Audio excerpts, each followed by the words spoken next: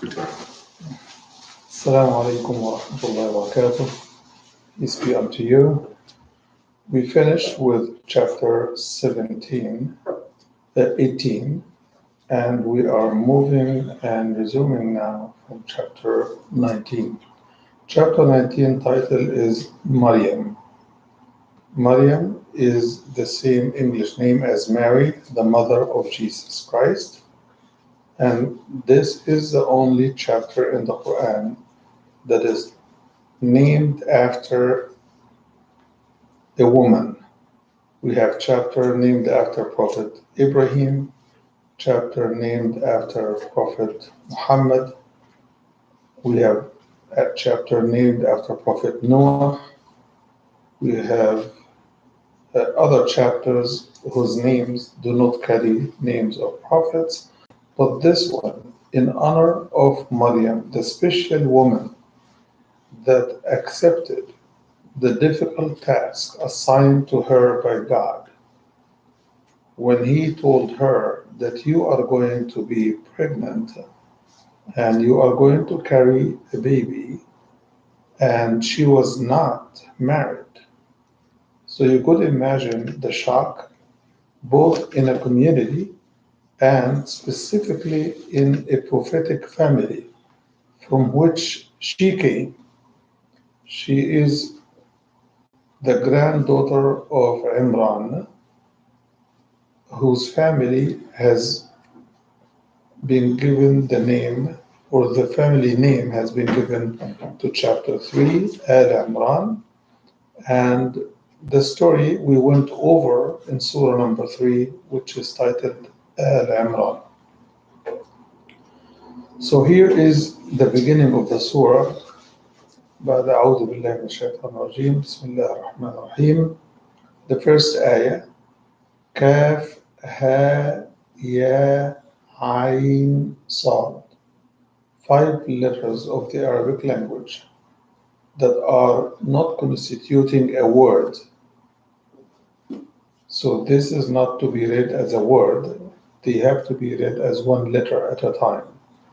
The purpose, as explained by the vast majority of interpreters, is that those surahs that start off with few letters of the Arabic language that do not really constitute a word, the purpose is to challenge the Arabs to come with something like the Quran, since it's made of their language and since they are the most articulate, the most eloquent in their own language.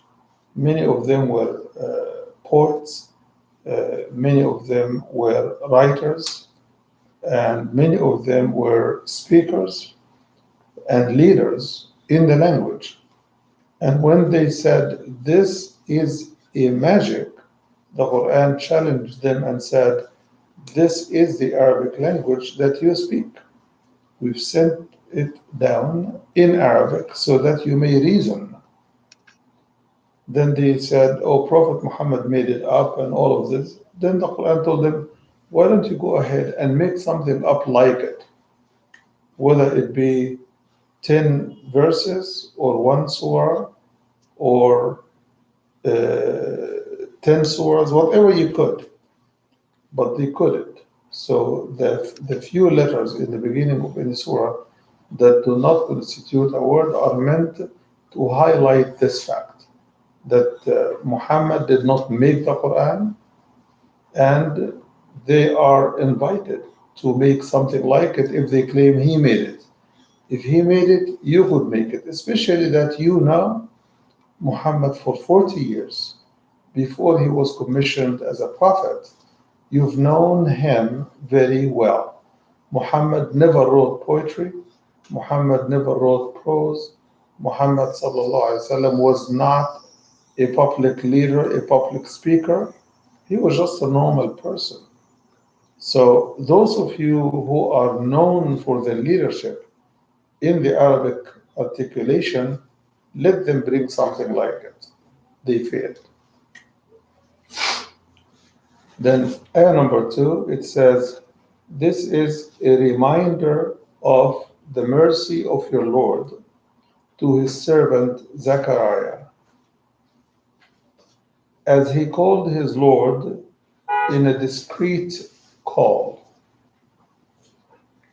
He said, number 4, he said, O my Lord, my bones have been cracking in weakness, and my hair started to gray and become white.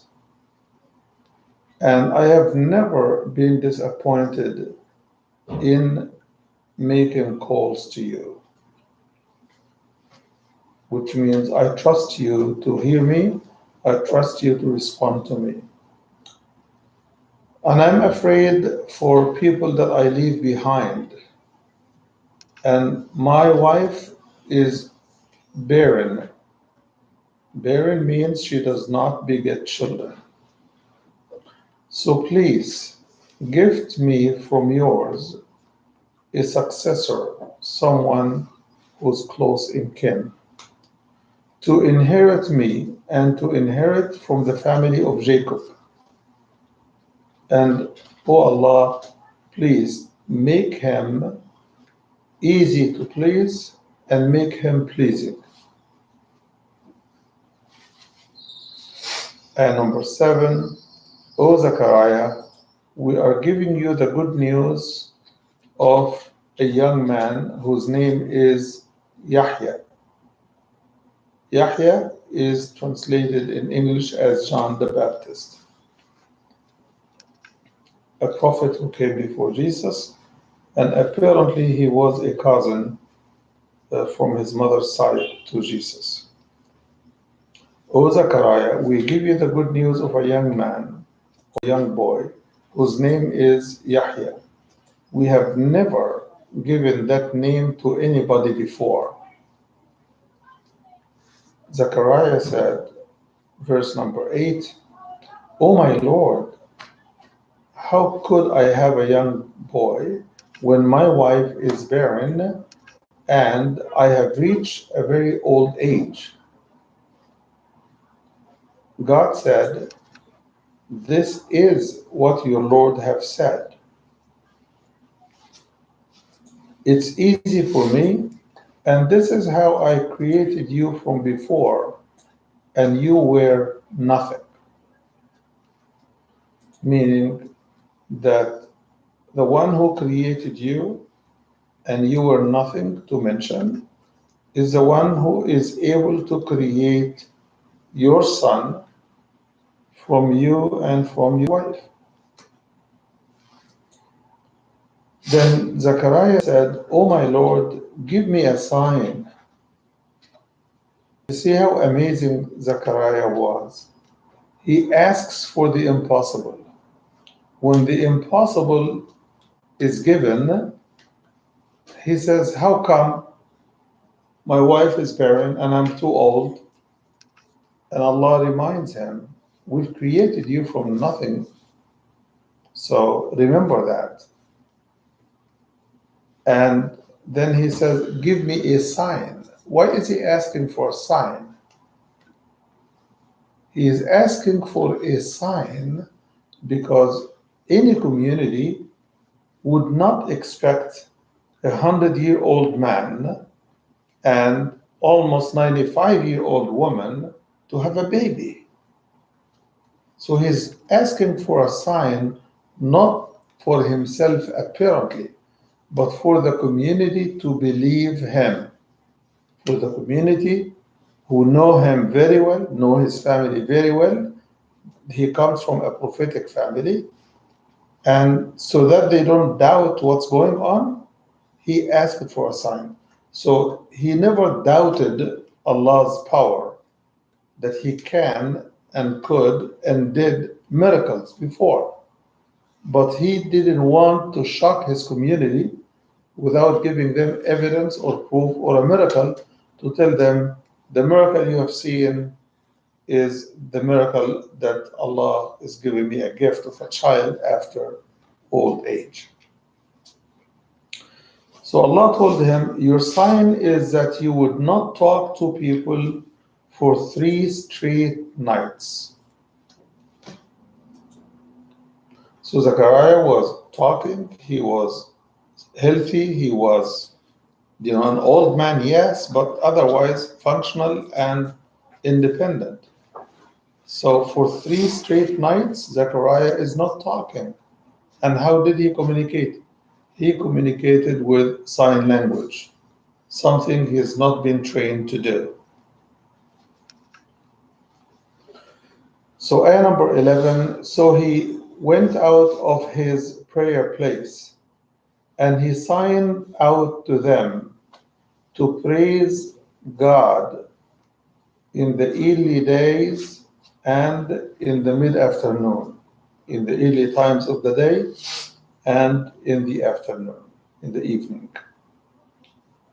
And God called and said, "O Yahya, take the book with force." What does it mean?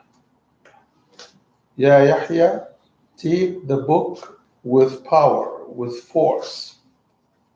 What is the ayah talking about? The ayah is talking about give this book your commitment, your resolve, your will, because it's a book that requires your whole. And we've given him the rule even as a young boy.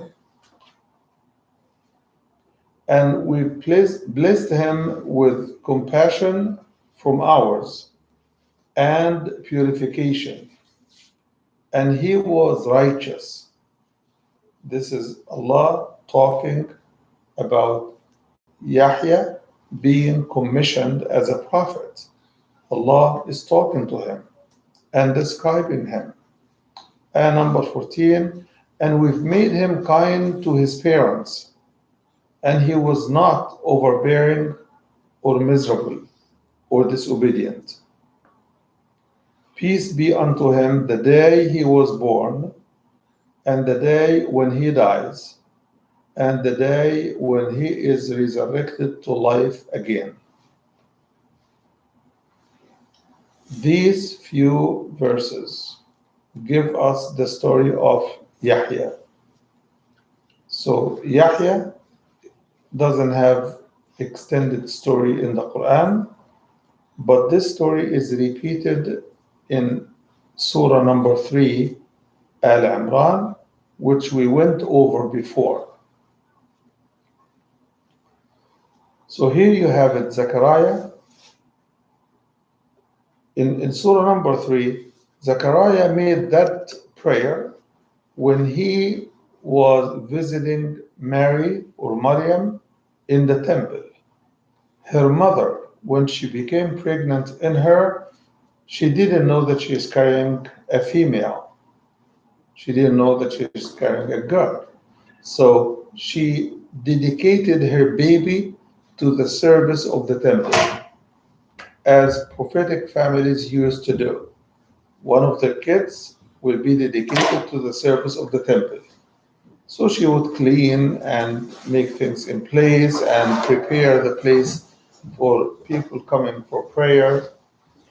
So when she was born, Allah accepted her, which means accepted her dedication to the temple, even though it was only boys who were to be dedicated to the temple. But Allah accepted the dedication of Mary to be a servant in the temple to serve the needs of the temple. So she would put out the candles for light in the evening, and she would prepare the temple for early prayer in the morning and for every prayer thereafter. So Zechariah was assigned as a caretaker of Maryam, as a guardian. Allah assigned him as a guardian. So Zechariah would come to the temple and he would always find Maryam in need of nothing. She has the food she needs, she has the water she needs. So he asked her one day, he said, Maryam, where do you get this food from? And she said, Allah provides for whom He wills. Zechariah heard it and he knew that he was getting old and he wanted somebody to inherit the message. He wanted a child that can inherit the message. So he asked Allah to give him a boy so that he can be a prophet because he knew that Allah never sent female prophets. And we can talk in the discussion as to why not. Why didn't Allah send women as prophets? So he was taking care of Maryam, and when he heard her saying, Allah provides for whom He wills, he took it as an opportunity. So he told himself, Zechariah, go pray right now. Right now is the time. So he went to the Qibla, to the place, direction of prayer, and he faced that direction and he prayed to God and asked God to give him a boy so that the boy would inherit the message and the mission of his father. His father is a prophet, and Zechariah wanted his son to inherit the message and to lead the family of Jacob because they were descendants from Jacob. So he wanted his son to continue the work and the leadership of the children of Israel to guide people to Islam. So when he said to inherit me and to inherit the family of Jacob, he didn't mean to inherit his money. Prophets do not leave wealth. Prophets leave nothing but their message. They come with nothing into this life and they leave nothing behind them when they leave, which means whatever they leave of material treasures or money or wealth, they dedicated to the treasury to serve the community as donation for the poor, the needy, and so on and so forth. So this is Zechariah and this is Yahya. Their name, even though their story may not pop up again, but their name will be always listed with prophet, especially around the mentioning of Prophet Jesus. As we mentioned, Zechariah was married to Mary's sister. Mary had an older sister. The Bible calls her Elizabeth. We don't have a name in the Islamic traditions to call her, but they were sisters, and Zechariah was the husband of uh, John's mother, of course, and Jesus' aunt. And he was also the guardian of Maryam, the caretaker of Maryam. So this is their story, and this is Yahya being commissioned early in his life as a prophet, being given the book, and being given wisdom as a young man. Now we move to ayah number 16, which starts off the story of Maryam, his aunt, Yahya's aunt. And remember in the book the story of Mary, as she took a place that is far to the east, away from her family.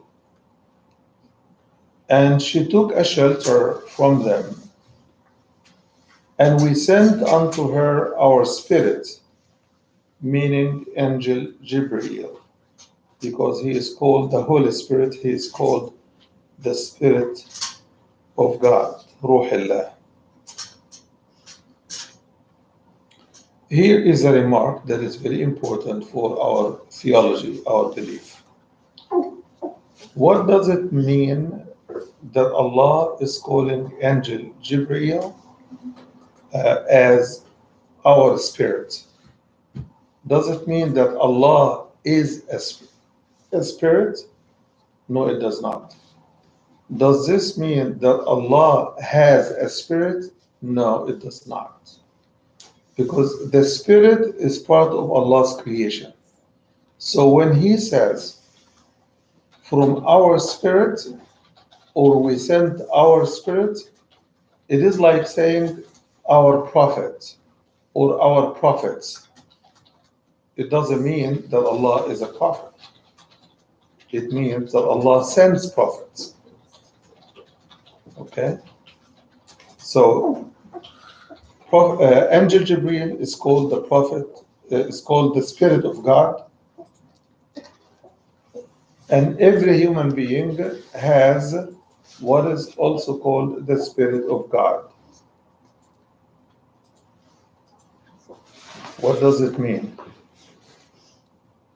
When Allah created Adam, He told the angels, and when I finish shaping him and fashioning him, and I blew into him from my spirit, then fall down in prostration in his direction towards Adam.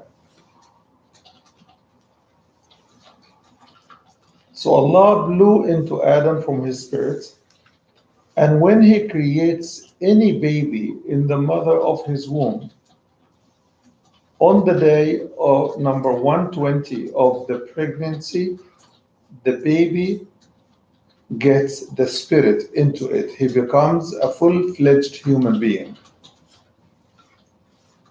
When the spirit is blown into us, as it was blown into Adam, when it was blown into Adam, the mud of which he was made turned into a lively, living human being. He became active, he became engaged and engaging. So the same happens when we as babies are in the mother's womb. The spirit is blown into us by the will of Allah, and from there forward, you cannot do anything about abortion or getting rid of the baby, as they say. Why?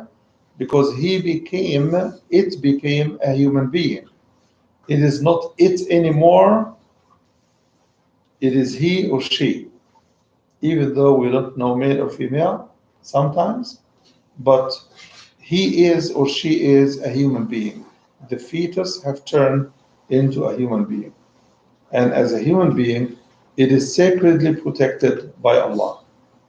Of course, Muslim scholars say that even a smaller fetus in the early days of formation is also sacredly protected by Allah, but not as a full-fledged human, but as a human being in progress.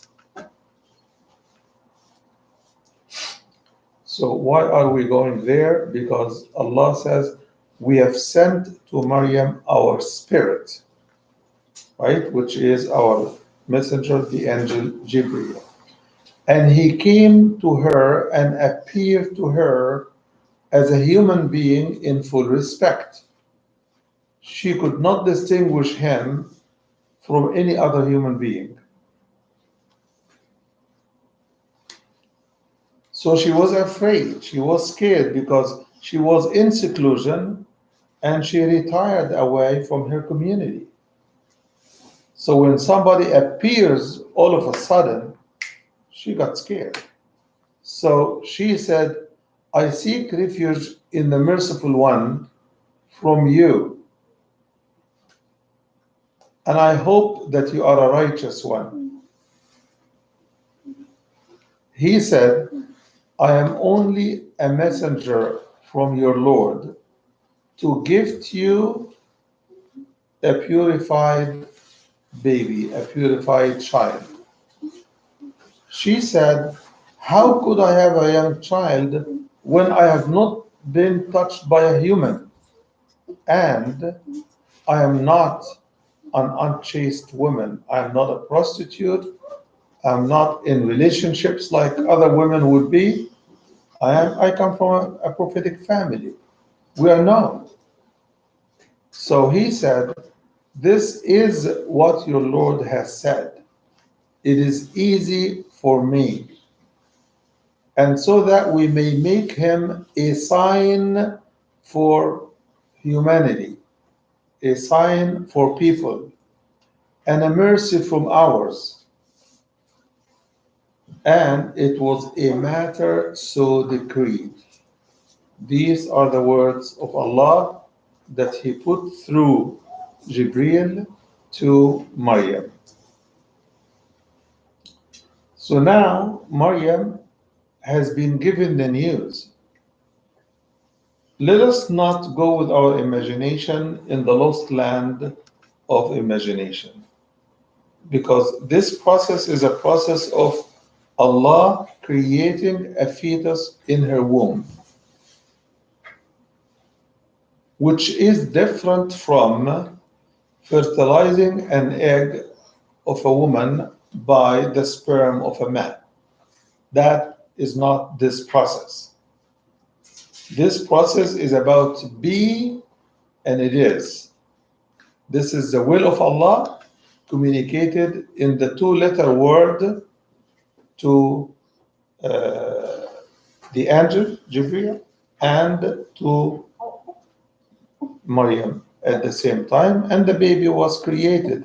So the next ayah immediately says, so she became pregnant with it, meaning the baby Jesus, the fetus Jesus. And she took with that news a very far remote place from the village. Remember, in the beginning, she retired, but she was close still to the community. But here, she retired away from the community. Maybe she went to a field or something. Then the next ayah, ayah number 23, so the birth pain started to come to her. The labor started to come to her. And the blood reached the trunk of the tree, the lower part of the trunk of the tree. And she said, I wish I had died before this. I wish I had been a thing forgotten and left behind in the past. Imagine a young woman, most probably in her teenage, becoming pregnant in an encounter with God through his messenger, who came all of a sudden from nowhere and scared her by his sudden coming. And she was asking God to protect her from him. And he identified himself. I am the messenger of your Lord. I'm coming to give you the good news of a baby. And she said, how could I have a baby when no man has touched me? And I'm not a bad woman. So he said, God said so, it will be. And it is easy for him. And so that Allah would make him a sign for people and a mercy from him. And it was a matter so decreed. So immediately she became pregnant.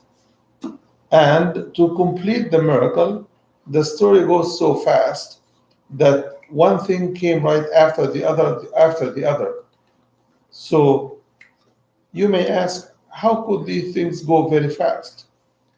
That she gets into labor right away after she retired to a remote place, and she sees her blood coming and the baby coming and all of this, and she is so shocked as to what's going on.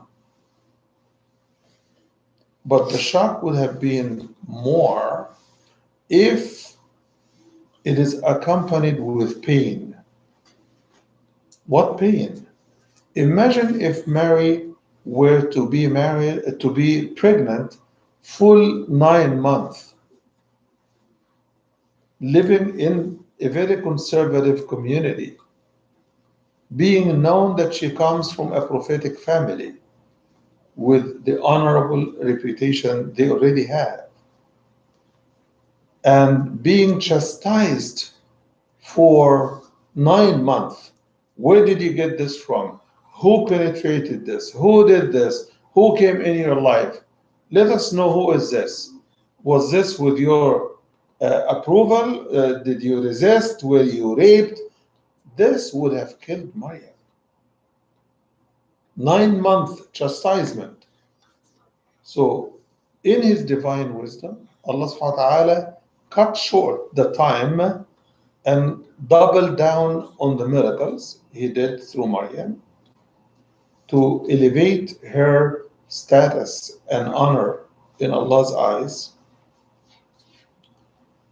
And Maryam, with all of this, when the blood started to come and she felt the labor, the push of the baby trying to come out, and that happened maybe in few days, maybe less, God knows. It doesn't matter. What matters is she did not bear the baby for a long time. If she had to hide for 9 months, it would have been very painful. Where would she hide? And all of this becomes very problematic. So she asked God, she said, I wish I had died before this. I wish I had been a thing forgotten and not alive. So, to triple down on the miracle, a voice called her from beneath. She delivered the baby, and the baby is talking to her. Why did he talk at that time? He didn't need to. Yeah, he didn't. But she needed assurance that the man she saw is not a jinni, that what happened to her is from God, that she is attended to by God. She needed that level of comfort after that level of shocks, one after another. So Allah made him speak from underneath her to give her the comfort and the mercy that she was promised, that he would be mercy from God. What did he say? He said, grieve not, your Lord has given you some company, some great company with you. It is underneath you. He's talking about himself. Furthermore, he said, and shake the trunk of the tree. Imagine poor young lady giving birth in few days or few seconds from the good news, right? And she's so exhausted, supposedly, and the baby is telling her, shake the tree up to let ripe date fall down unto you. We strong men could not shake the trunk of a tree so much to get the dates coming down, no matter how ripe it is. We go pick it up or let it ripe more and let it fall on its own. But that was one more miracle. Poor Maryam, as much weakness as she had, she would put her hand on the tree and try to push, and ripe dates would fall down onto her.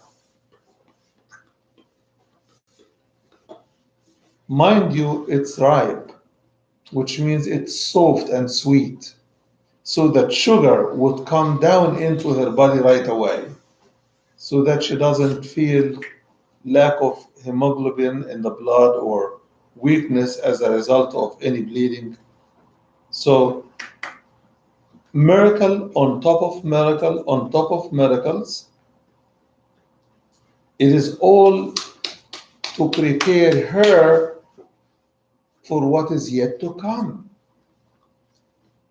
Okay, what is yet to come is that she will stay put in that place apparently until she is back into herself.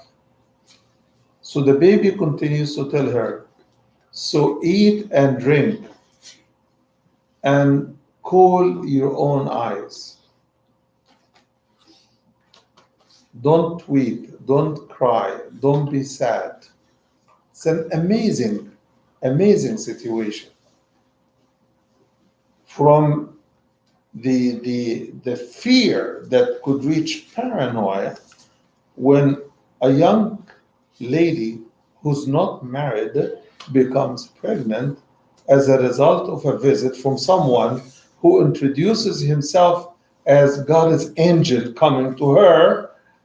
Come on, it's so exhausting, it's so scary. And then immediately she becomes pregnant, and from pregnancy to delivery, from delivery to the baby talking, how much could she absorb? Which tells you how strong a young woman this has been. Then he continues the instructions. Of course, as God made the angel speak to her, God made the baby speak to her. It's all God's work, right? The angel couldn't move on his own. The angel wouldn't know her language on his own.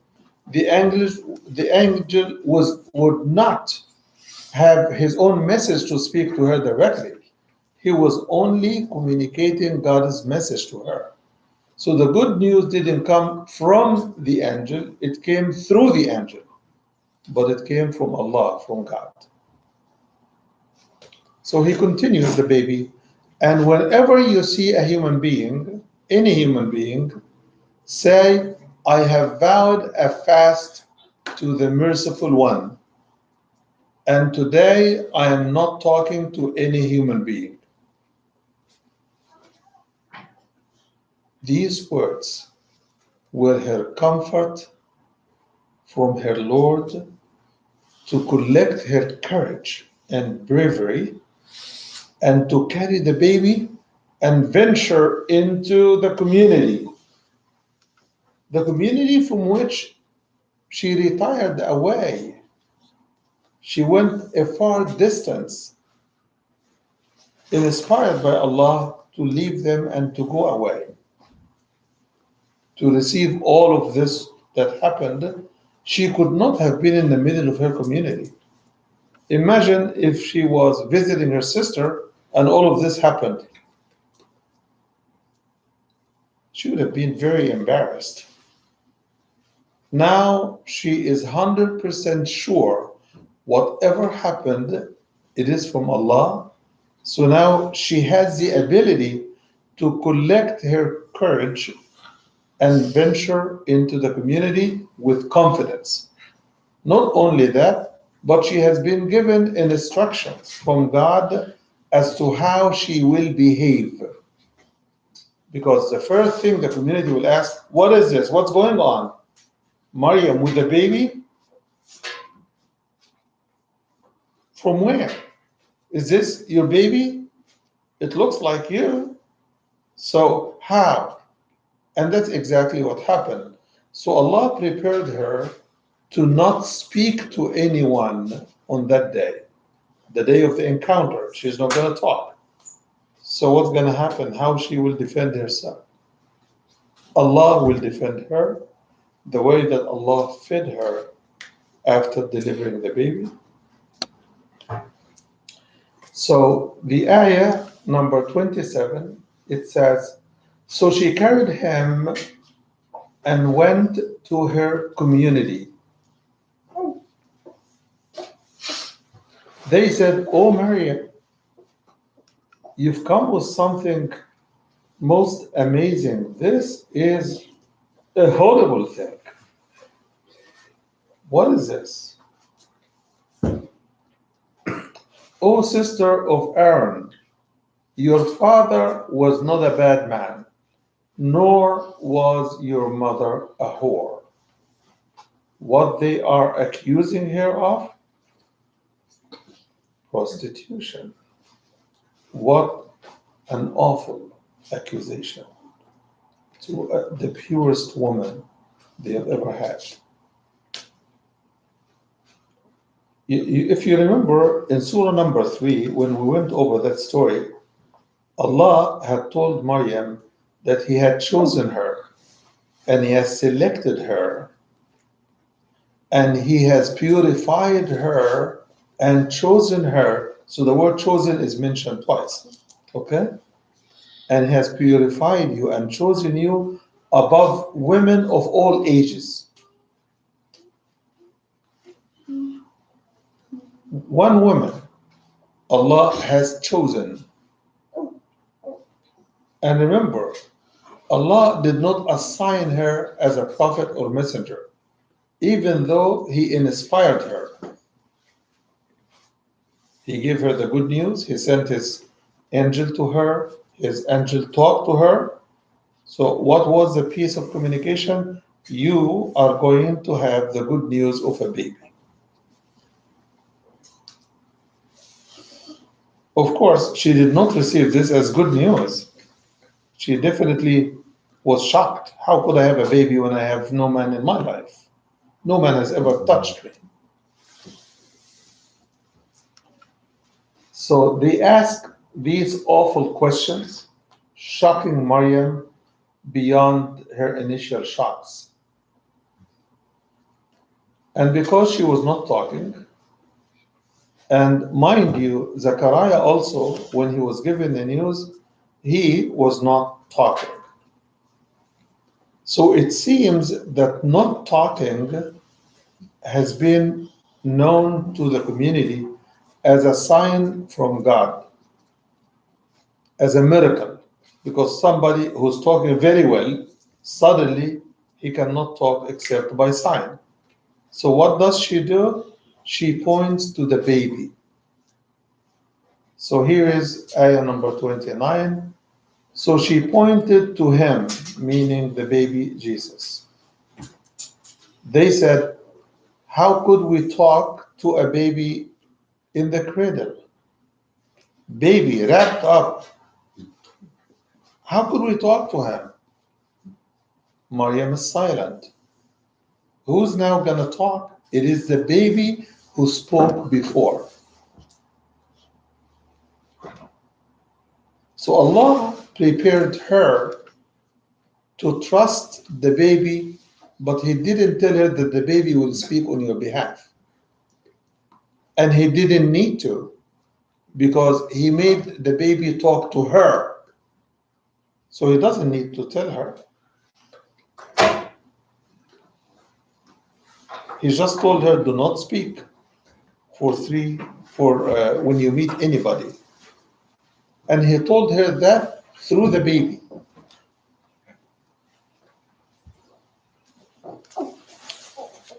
So the baby spoke, and number 30. So he said, I am the servant of Allah. He has given me the book and made me a prophet. The baby is talking as if he were 40, 50 years old man. Whom is he talking to? He is talking to his community, the same way he was talking to his mother, a baby, a newborn baby. Isa, Jesus, is talking to his community. And this is the strongest answer that Maryam could have ever offered. And if she wanted to do it on her own, she couldn't. What would she do? Oh, baby, talk to them. Please, Jesus, tell them I'm your mother, that you come from God, that I didn't touch any man, no man has touched me. What could she do? She could do nothing. So she was, from the encounter with the angel until the encounter of her community was finished, she was just a subject, not an object. So she was an object, not a subject. Allah was using her to bring Jesus about, despite her being one of the most purified women, if not the most.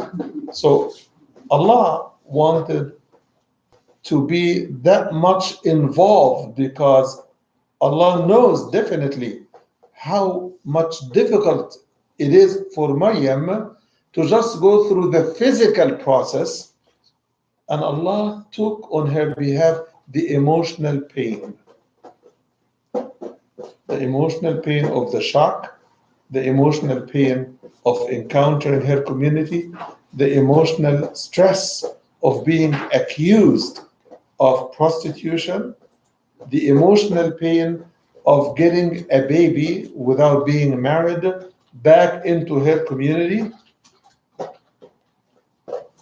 So Allah let for her the physical struggle to bring the baby about.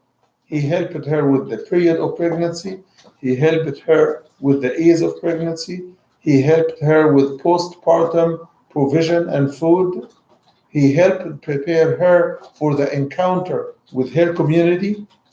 Look at this. Look how much blessed Maryam has been despite the difficult situations she has gone through. So he said, I am the servant of God. He has given me the book and he has made me a prophet. Continue. And he has made me blessed wherever I may be. And he admonished me to keep my commitment to prayer and zakah as long as I am alive. And he made me kind to my mother and not overbearing or miserable. And the peace is upon me the day I was born, and the day when I die, and the day when I would be resurrected alive again. This is a very involving message. Now, Isa has given his credentials being a prophet. Why is this? Why is Isa coming in a strange way? Miraculous pregnancy, miraculous birth, right? And miraculously talking as a baby, both to his mother alone and in front of his mother, talking to his community on behalf of the message of Allah. So not only Allah made her mission easy, Allah has made his mission as a prophet too obvious to deny. Unlike any other prophet, this one was born out of a miracle, no father. And he was delivered miraculously. And he spoke as a baby to his mother, but nobody witnessed that one. Then he spoke on her behalf, communicating his credentials that are given to him by God as a prophet and a messenger. So he says, I am his servant. He has created me and he has made me a prophet and he has made me kind to my mother and not overbearing. I'm not a rebellious child. I'm not going to give her a hard time at all. I'm kind and merciful to my mother, not overbearing or miserable. And he has blessed me wherever I may be and admonished me to keep up my prayer and my zakah so long as I am alive. And the peace is unto me the day I was born. And some interpret this to mean that when baby Jesus was born, he did not cry like every other baby. So he was born peacefully. He didn't give his mother hard time in labor. He was peaceful. He was submissive, as his mother has been submissive to Allah. The day I was born, and the day that I die, and the day I would be resurrected alive again. Isa finished his early childhood message.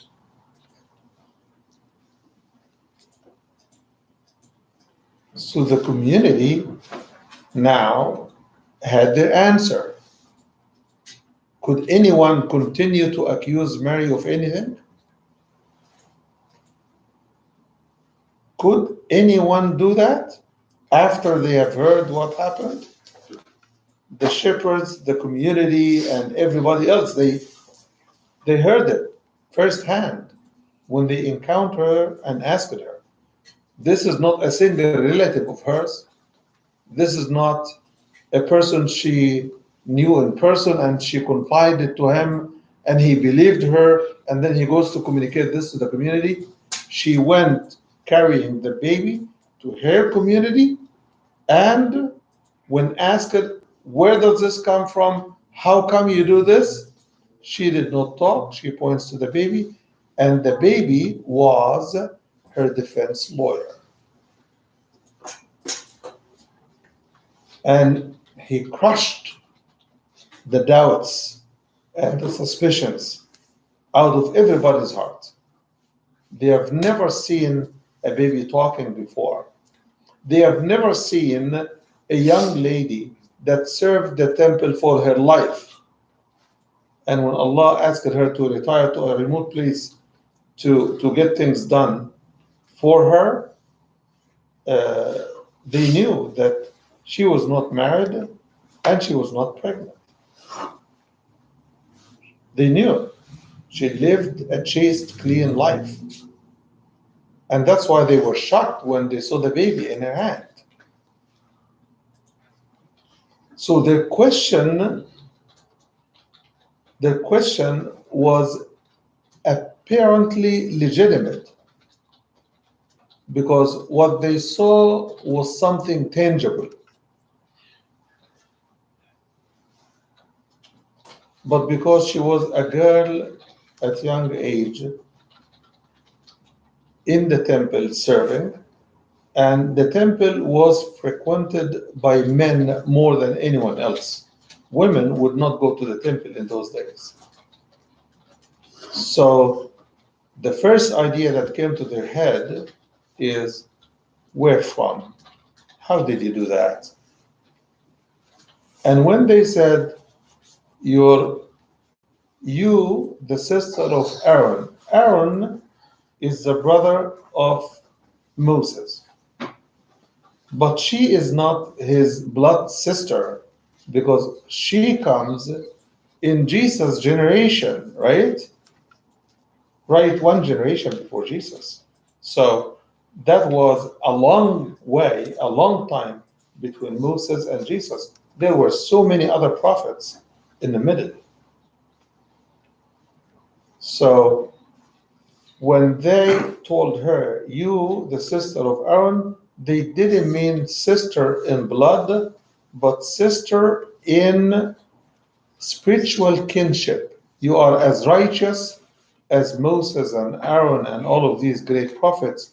You come from a prophetic family. You are known with your reputation and good name and honor as a dignified woman. How come?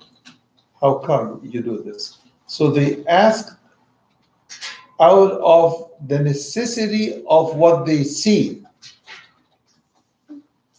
and they were oblivious to the fact that her history does not lend them this idea. Her history works against what they are claiming. But why did they ask, and why did they ask in that language? They were looking for real explanation. So in any way, Jesus gave them the explanation, the most befitting and the strongest explanation, and he became the evidence for her chastity and honor. And he became the good news that was gifted by Allah to Maryam and to his community, the community of the children of Israel. I think our time is up. Uh, we will continue from ayah number 24 next time, inshallah. It will give us the lessons we should learn from the life of Jesus. Any question? We can take one single question. We're at 19, Surah Yes, 19. 19 and ayah number 33, I'm sorry. We will get to ayah number 34 next time. I have a question. Yes. I have a question.